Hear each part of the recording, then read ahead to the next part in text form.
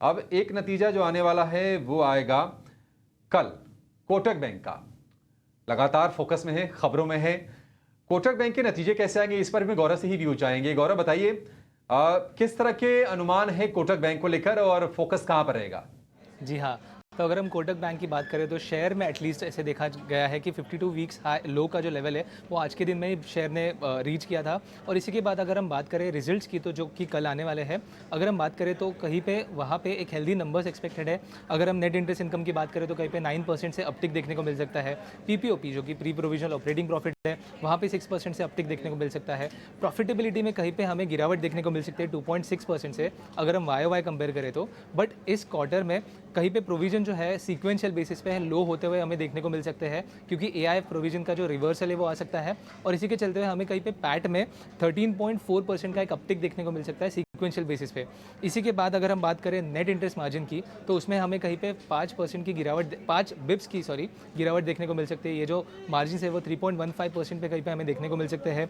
अगर एसेट्स और लायबिलिटीज़ की बात करें तो जैसे एडवांसेस है उसमें एक हेल्दी ग्रोथ हमें देखने को मिल सकता है 17% का, और डिपॉजिट्स में भी यही 17% के तकरीबन हमें ग्रोथ देखने को मिल सकता है। बट इस क्वार्टर के रिजल्ट्स में जो कि मेन फोकस रहेगा वो नंबर्स के साथ साथ कमेंट्री पे भी रहेगा, क्योंकि जैसे हमें पता है कि आरबीआई ने कोटक महिंद्रा बैंक को बैन किया था न्यू कस्टमर्स को ऑनबोर्ड करने से उनके डिजिटल चैनल के थ्रू। और इसी के साथ साथ एक क्रेडिट कार्ड में भी हमें देखा था कि एक बैन किया था आरबीआई ने न्यू क्रेडिट कार्ड इशू करने से भी। इसी के साथ हमने देखा कि टॉप मैनेजमेंट, मतलब जो मैनेजिंग डायरेक्टर है मिस्टर केवीएस मैनियन, उन्होंने भी रिज़ाइन किया था फिलहाल में ही। तो इस सब पे चलते हुए मैनेजमेंट का कमेंट्री जो रहेगा कि आगे की ग्रोथ ट्रैजेक्टरी कैसे रहेगी, टॉप मैनेजमेंट में कैसे एक चर्न हमें देखने को मिल सकता है और कैसे ये पॉजिटिव रहेगा बैंक के लिए, वो काफ़ी इंपॉर्टेंट रहेगा।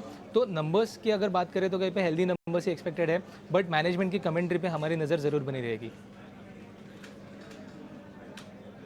ठीक है, मैनेजमेंट की कमेंट्री अहम तो होगी ही, लेकिन नेट इंटरेस्ट मार्जिन पर प्रेशर की उम्मीद है और टर्म डिपॉजिट और कमज़ोर खासा से निम्स पर दबाव होगा। इसके अलावा पीएटी यानी कि प्रॉफिट आफ्टर टैक्स, मुनाफा जो होता है, उसमें करीब करीब 2.5% की गिरावट की उम्मीद है।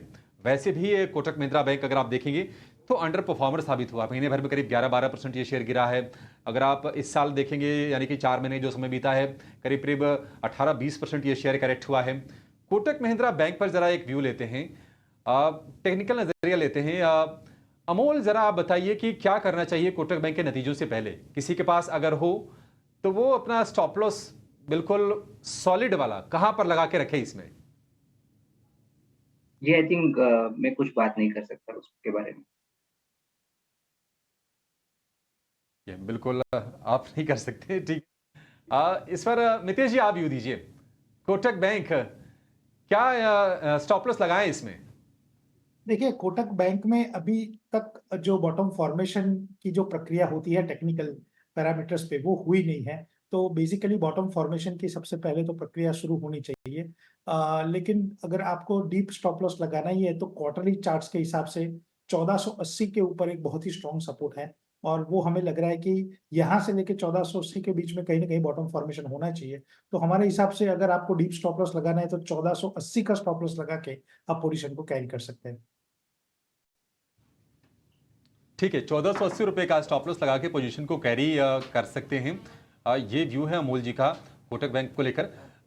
चोपड़ा साहब, आप भी कुछ कहना चाह रहे थे कोटक बैंक को लेकर?